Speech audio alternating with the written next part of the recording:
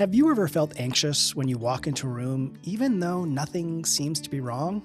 Or maybe you've noticed when someone's anger seems to pull you right into their storm, no matter how calm you were a moment ago. Today, we're going to talk about how dysregulation is contagious.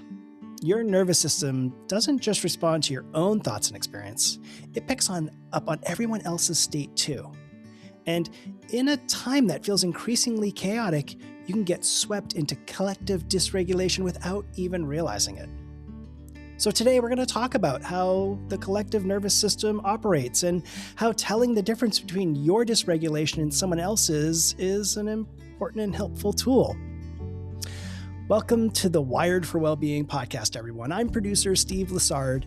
Each week, I am joined by my dear friend, Dr. Jeffrey Rutstein, as we explore how understanding your nervous system can transform the way you live, love, and relate. Hi, Jeffrey. How are you doing today? I'm great, Steve. I really am. And enjoying the cold. I mean, it's going to hopefully leave this week, but it's been freezing. Yeah, I think you've been colder than us while you're a little further south, or a lot further south than us. So hang in there. Thanks. So, Jeffrey, while it would be fun to talk about the weather, I'd actually like to start our discussion by having you explain what the collective nervous system is. Okay, that's a really great place to start. So each of us has a nervous system, and the nervous system is designed to help us remain safe, to protect us. So the nervous system has this ability to sense all around us, searching for cues of safety or danger. So we've developed this capacity to be able to also quickly respond to the nervous system state in any mammal nearby, whether it's an angry dog or an angry person, that we really do become impacted by other people's nervous systems for two reasons. One is because it's a kind of input, information input, that most of us disregard. Oh, they're yelling, but I'm going to block them out or I'll walk away. We don't really notice a more subtle impact that it can have on our nervous system, that even just being exposed to someone angry will usually cause our nervous system to go in one of three directions, all of which are dysregulation. We're either going to pop up into flight and want to run away, avoid, that's too much. We may pop into fight, get angry, want to tell the person or the dog to quiet down or shut up, or we might slide down into collapse and shut down, where we want to have nothing to do with the outside world, and we sort of go and hibernate inside in a way. So that's the individual nervous system. The collective nervous system is the fact that because we're tuned to each other in such strong ways, it's a little bit like if you've ever seen those nature documentaries where there's 1,000 elk grazing at a water hole, and a branch or some noise is made, and all of a sudden, like 10,000 heads of the elk turn simultaneously in a split second in the same direction, ears perked and listening. That the signal was received by all of them while they were drinking, and they immediately go into alert, highly vigilant fight or flight, mostly flight state, where they're getting ready to run for their lives if they need to. So it allows us to both communicate between each other if there's danger, without even needing words sometimes.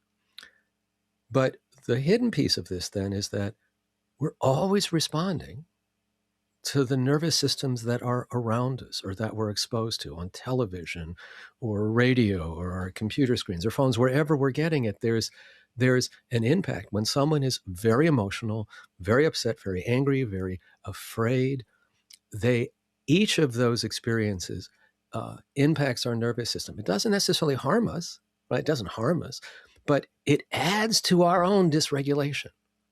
So let's take a step back here, and maybe you can point us to the ways that, like, in our modern human culture and society, the collective nervous system is helping us, just like the elk, modern day, able to all attune to a predator. How is it a useful tool for us modern humans now?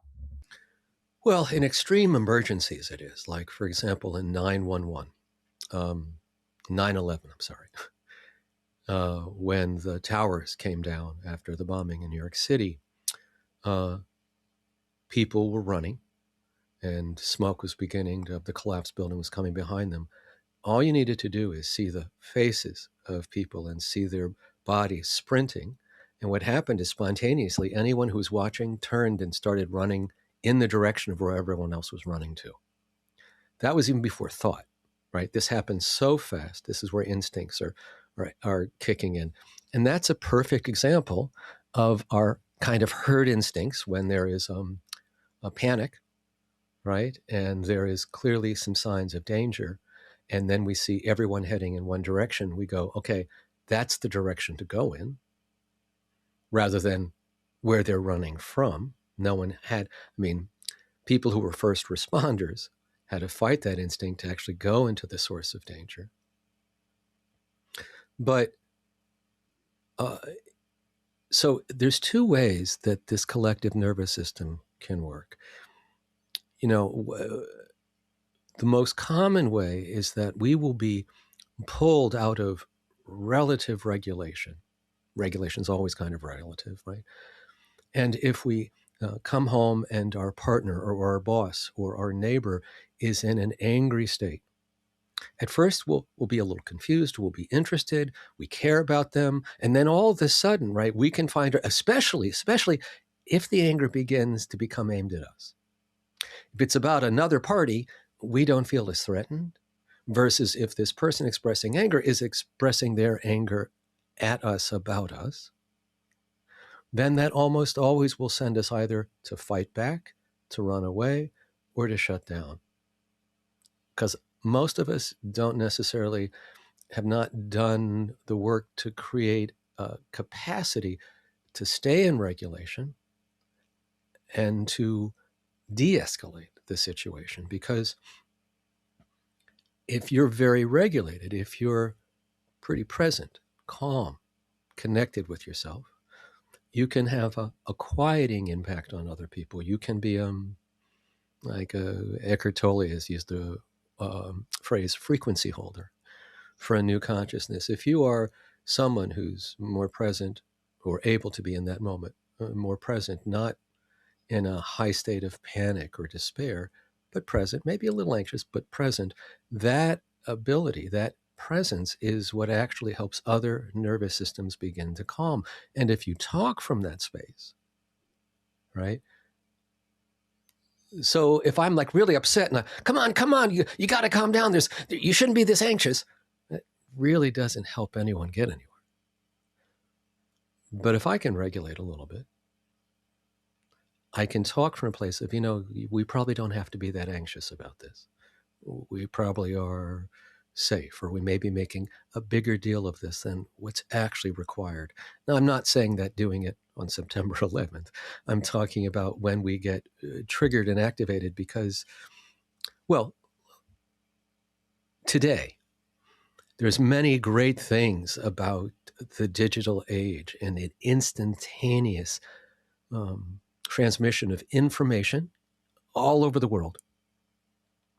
But it continually bombards us with news that is troubling to the nervous system.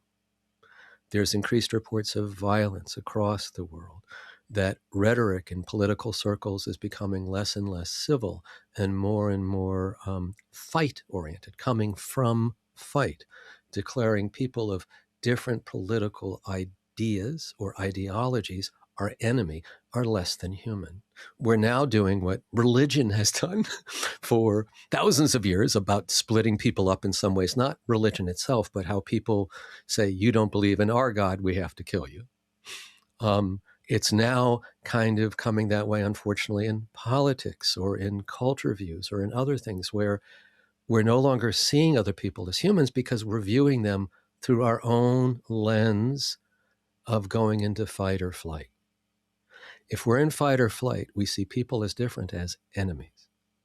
So there's clearly a lot at play. And as you mentioned, one of the tools we have is to return to regulation and become a frequency holder, as Eckhart shares, or I've heard you share, a healing presence, and to be able to hold that space. But I think that that's got to require some sort of understanding of, like, is this my dysregulation? Is this part of the collective dysregulation? And maybe we could jump to just maybe helping people understand how to start to decipher, like, is this mine, or is this from that news article, or is this from my neighbor, or is this from that interaction I had at the grocery store? So I think it's always going to be ours to some extent.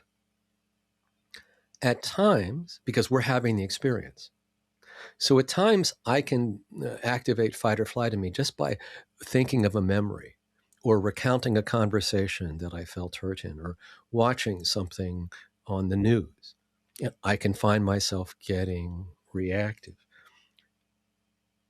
Part of it is the information that's coming in, and then part of it is how my system filters it. There's a lot at play there. Right, a lot at play there. And, Madison Avenue has known for 70 plus years how to manipulate humans very well. All we need to do is make people fear some sense of missing out or of being less than, the themes of shame, that you'll be loved if you use this deodorant or this shampoo, or you use this for your dishwashing liquid. You'll be okay and help the world and be a better person. And eliciting either feelings of shame and inadequacy for not buying into something, or making you afraid that if you don't buy into it, you won't be good enough or liked enough. This is what makes people buy. This is what makes people feel they have to have something. And what's happened is, especially like, for example, news sites have to compete now for the very minuscule attention spans consumers have this day. I'm included in that. And the fact is that they have to get more and more sensationalized in their headlines. Even if you don't read an article, but if you look through a news feed, just reading the headlines can be activating. Last chance, this one's happening, this, 4 more dead here. And again, even if we don't read the article, right? Even those little headlines create a little bit of activation in the nervous system. Now, most of us don't pay attention to that. And that's why it's helpful to learn how to regulate a little bit, how to become a bit more present, a bit more in our bodies and in this moment, instead of rotating in our heads so intensely. But if most of us are being fed a diet of sensationalized news, or, for example, I'm most familiar with the political rhetoric in the United States, and that tends to use in a lot of the messaging fear and righteous indignation, right? Fight and flight. And what this is doing is this gets nervous systems to be agitated, activated in those states. And then whenever we have a strong feeling, we tend to associate whatever we're thinking with the strong feeling, that it's most likely true. So like many people will notice is that it's not, when we're feeling shame, it's not just that we have an inner critic going on. We also simultaneously feel horrible in our bodies. We feel sinking and collapsing and yuck. We want to disappear. And so this intense physical sensation that goes along with the emotional state and the narration of shame combine to make us believe this has to be true. Look at how bad I feel. That has to be true. Instead of, no, this is your body on shame, or this is your body on anger, or this is your body on fear. And whenever we're in those states, we look at the world through those lenses. So if I was kind of regulated and you start telling me about these people who moved into our block and they're bringing a new disease to our block because they just traveled to this place that has a lot of disease, and you make me frightened, right? I join you in your fright and in your anger about this. I'm going to start jumping into treating them as a them. I'm not going to welcome them to our neighborhood. I'm not going to include them. I'm going to actually want to keep a distance from them because I'm associating them with a threat, right? Because you feel the threat, I'm going to maybe trust you. You must be feeling it. I'm feeling it as you talk about it to me. So therefore, what you're saying must be true. And then I start having all this carve out of reality about this new family on our block because of your state and my state, and confounding our states and what we think or believe, we confound them with truth. Most people confound their belief with truth. We can believe things are true, that's fine. Everybody does that. Doesn't mean that something is actually true or not. Doesn't mean someone's actually a danger. And we need to be suspicious when we have been manipulated, pushed, frightened into taking on a belief.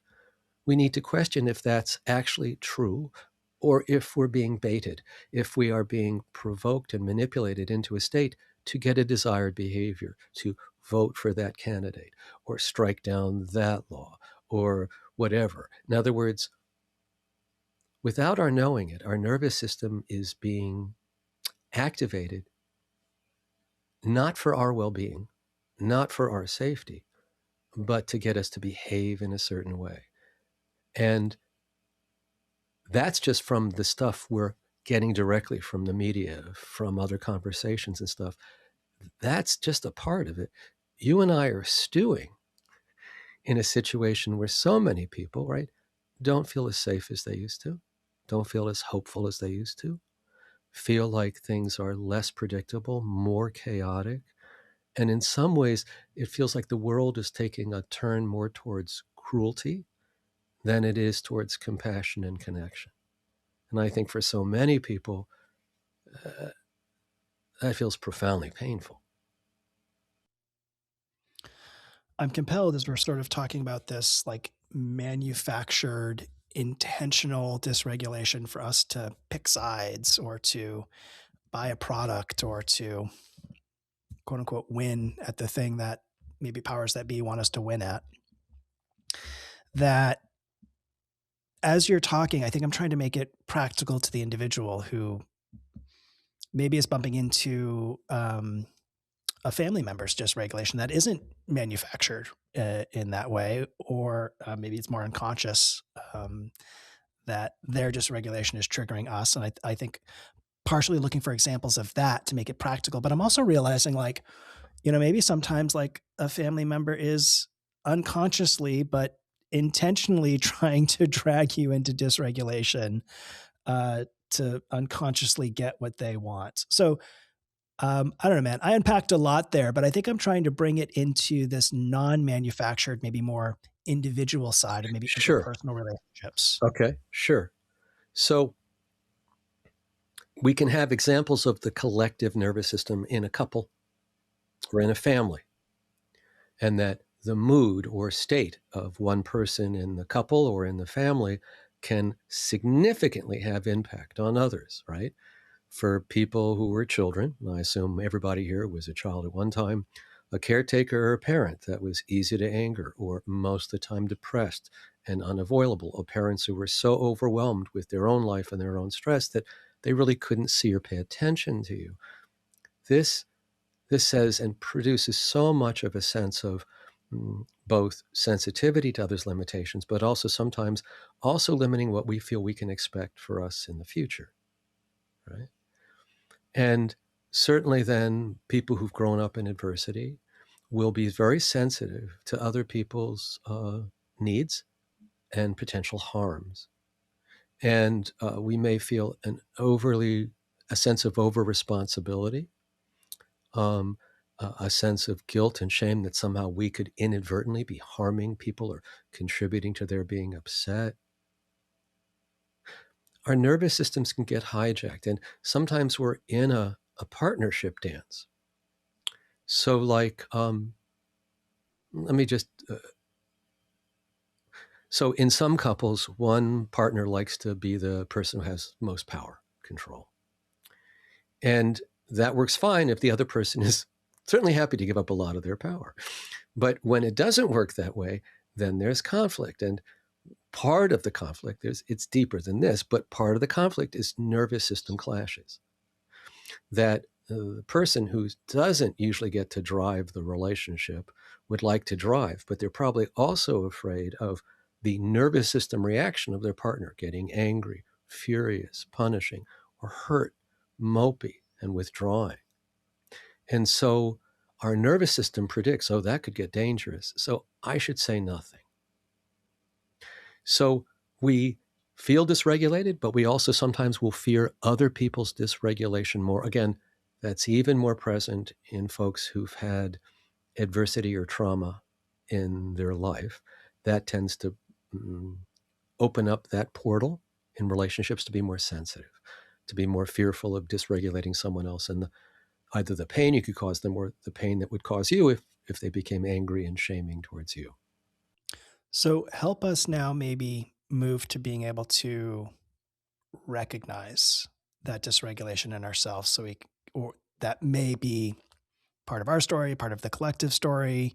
How do we start to recognize when this collective dysregulation is impacting us? Well, I think it goes along with growing a capacity to notice our fluctuations in regulation, to notice how we move in and out of states throughout our day, right?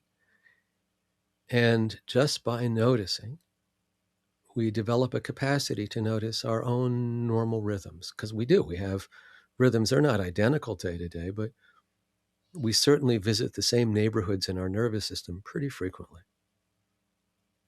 Then we can become even more attuned when we notice, wow, I went shopping today and my heart's beating faster than it's beat all week, and I have a need to rest. And then you recall how noisy it was, or how aggressive it was, or how people were being more pushy. And you start beginning to see, oh, your nervous system both had to wade through a sea of people, but also was picking in everybody else's dysregulation. I have shopped um, on Christmas Eve before. Not that that's a wonderful time to go shopping, mind you, but I won't do it again. I did it a few times. But the franticness of people trying to find last minute gifts, and I needed to pick up something, but I didn't need to shop for a Christmas gift at that moment or a holiday gift, was just, to me, it almost felt comical because people were like running, right? And it was almost like they were in the old days when they would have a sale and like people would be running through the department stores to get to these places. People would be running all over, and it just felt too overwhelming for me, right? It felt like, just like, okay, I will be better off missing this particular evening of merchandising. It just, okay, I'm not gonna.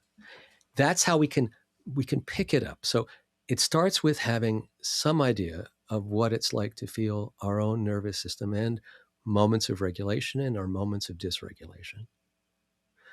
But then, if we're particularly noticing a higher level of dysregulation, we can wonder if we've been exposed to external sources, news, other people's conversations, their energy, or whether it's been something that's just been shifting around in us that's making us a bit more activated. That's part of that, trying to sort what's mine and what's from outside. So the next phrase that comes to mind, or the next word, as we go from recognizing, is the next word is avoiding.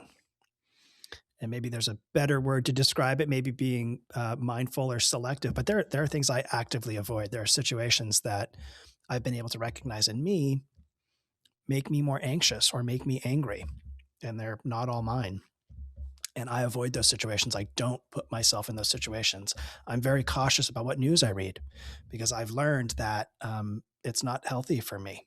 I spiral out and I just keep thinking about that horrible thing that's happened, and I need to very much limit that. So this idea of avoiding, is there a better word for it? Yeah, it's really self-care. Mm. Much better word. You know, because I read news because I like to get a sense of what's going on, but I limit how much I read. And for me, if I read for 20 or 25 minutes or something like that, once or twice a day, that's enough for me, right? But there were times where I read 6 hours a day, 5 or 6 hours a day, like kind of addictedly. Um, and both because I was afraid of not being up on everything, but I was also not seeing the full impact of being that involved with staying up, right? That too much exposure can help us all feel more activated. And that's just the news, but scrolling through social media, right? And seeing everyone else's life. If you're struggling with a bit of feeling low or some shame or not feeling like you'd like to be in life, then seeing other people's happy life or beautiful vacation or perfect breakfast for two can make you feel bad. Instead of bringing you joy, it's this feeling of what you're missing out on, what the problem is. And it actually can make us feel more dysregulated, not more. So part of it is understanding how much is helpful, how much is self-care, and what is actually not wise to overconsume. It's a little bit like, would you eat 3 pounds of sugar, or would you rather have a few candies, right? You know, if and for some people, even having a few candies is too much.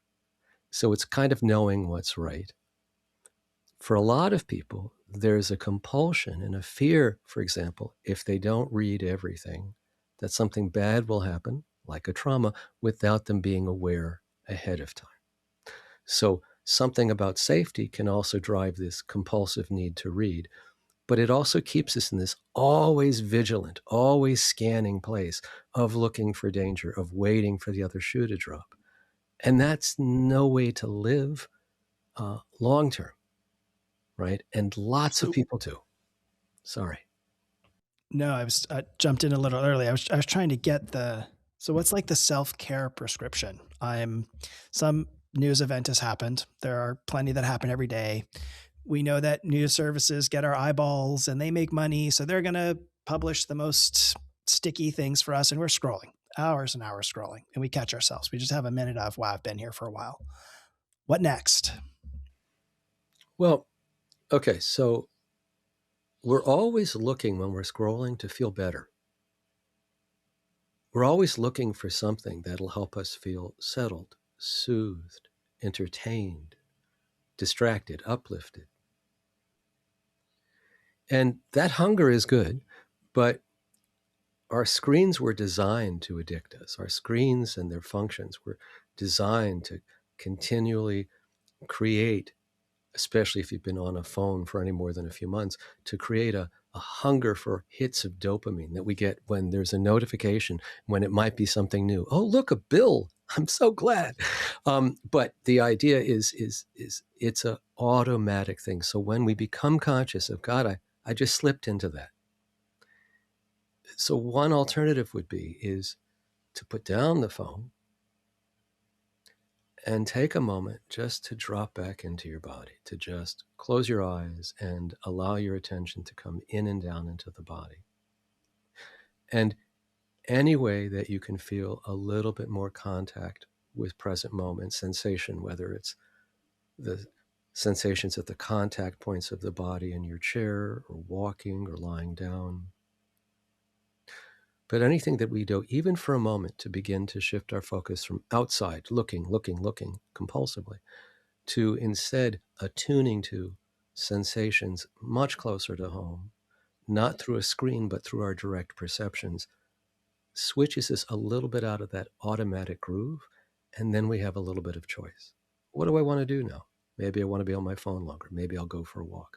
Maybe I'll call someone. Maybe I'll take a nap. But once we initially fall into that automatic groove, we tend not to pop out of it until the next obligation comes up. Once I'm parked somewhere mindlessly, my nervous system will stay parked until another need arises, either an external need, I have to go back to work or I have to attend to something, or an internal need, I'm hungry, I'm going to get up and do something.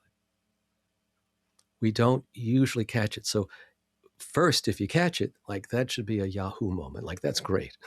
That's great noticing. And then, can you come back? Can you place one or both hands on the heart and just allow yourself to take a moment, come back into connection with the body? And when you do that, just notice how that begins to break into and slow down the compulsive scan, scan, scan, scroll, scroll, scroll, which we can just get into. I see the implications for this work of nervous system regulation, as well as this added layer of like collective nervous system dysregulation. Um, I don't know. There's a big promise in here if and when we can figure out how to do this, right? And there's a phrase that I'm going to butcher, so you're going to have to fix that, like the polyvagal idea that you can't connect from dysregulation. Help me out with that. Yeah, so in polyvagal theory, there's an observation that your nervous system makes a choice to either protect or connect. If we go into protection, we're going to go either into sympathetic fight, flight, or freeze, or shut down and collapse. When we're in those, much more energy is going to protecting our safety, and in those moments, usually emotional safety. But all the circuits that are really there for connecting are diminished. They're offline in those moments. We're too much involved in these other states. When we can have a couple of toes in regulation, again, it doesn't have to be 100%. We open up those circuits, those neural pathways, to begin to access our social being, our capacity for connection, for smiling, for wanting and welcoming the other person and connecting with them. That we can attune to something other than fixing problems, running away from problems, fighting problems. We all of a sudden can be present to the wealth of and richness of being in relationship with someone. So we're either able to protect or connect. And when other people are emitting vibes of anger or overwhelm or fear, we begin to react to protect ourselves from those. Maybe we become a little bit more shut down and collapse. I just can't deal with it anymore. Please, let me just be a little bit more numb. I don't want to feel or know what other people are going through. Or we get angry. We join in their anger. Our, our ability to notice when we're doing things that are feeding our dysregulation, feeding our suffering, feeding our pain, our anger, our sadness. And then we can make a choice once we've moved a little bit into regulation about what do I need now? In the program, the 4 guiding questions, this is the line month program I teach. One of the guiding questions is, what state am I in now? The second question is, what do I need in this moment to feel a little bit safer, to feel a little bit more present? And those are 2 great questions to ask. First, just notice where you are, and then wonder what you need right now. Do I need more mindless scrolling? Maybe I do.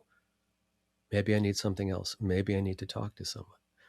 But we won't even get curious if we just lock into the behavior. We're just there and not even thinking about it consciously, just scrolling, reading, binge watching, television, doing something, clipping coupons, anything that becomes compulsive and mindless, we're kind of parked. And in that time, we're actually not giving our nervous system any rest, any nourishment, really. We're just having it do something that we can feel a little less anxious about, but still in the act of doing.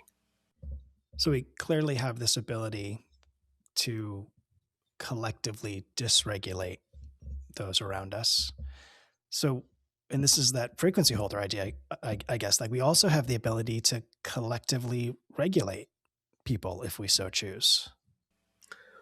Yes. Now, if I come into a room and I'm really, really calm, and there's 100 people in the room who are super panicked, they're going to win. I may, if I've practiced, and I may stay grounded and present, but I probably will have a minuscule impact, right? Unless people are really open to wanting to come out of it, right? Yeah, maybe don't go into that room. Right? Pick a Yes, smaller room. right. Yes, yes. And again, it's like if we're more regulated, we don't contribute. Like hate begets hate. Fight begets fight. Every defensive action, for the most part, creates an automatic defensive reaction. The only way to stop this fear building on fear, hate building on hate, is to actually land in our experience, land in ourselves, actually tune to our nervous system, not be so afraid by what we think, but begin to trust what we know, what truth we can see, what truth we can feel. But if we're activated, if we're overly anxious and overly angry, we won't see things as they are. We will see things as we are. I'll see the world as angry if I'm angry. And if I'm in flight and scared, I'm going to see the whole world as a scary, dangerous place that you just need to run away from. And until we begin to see that the stories we fall into are driven by our state, and that sometimes the stories we're fallen into are driven by our state that was actually originally being driven earlier today by someone else's state, right? And so it's helpful to know, well, maybe I'm not so anxious today on my own, but I was around this woman who was really, really anxious and talking a mile a minute and was bringing up everything that she's terrified and frightened of. Yeah, like I walked away and I was like feeling, wow, I could feel the anxiety in my system. I could feel her pressure. And I could also feel this flight energy of wanting to actually have a little bit of distance from her nervous system and my nervous system. It gives us more opportunity to see what's happening in the world and ultimately more choice. We'll potentially have to save it for a future episode because we're getting long in this one, but we didn't even touch on the effects of trauma or post-traumatic stress disorder, just these other um, challenges that people might bump into if they experience them that might change this whole equation or make it harder. So that potentially another episode there. But Yes, in the meantime, Jeffrey, um, maybe you can tell our friends how they might call in and offer a question in this episode. This is one that we wanted to talk about, which we do occasionally, but we also take questions from our beautiful audience. So maybe you can let them know how to do that and how to get in touch with you. sure, absolutely. If you'd like to leave us a question, we'd love to hear it or read it. You can leave a voicemail with your question at 866 357 5156. Or if you can't reach that number from an international phone, send an audio recording. And if you can't add an audio recording, feel free just to type your question in an email and address it to hello@drjeffreyrutstein.com.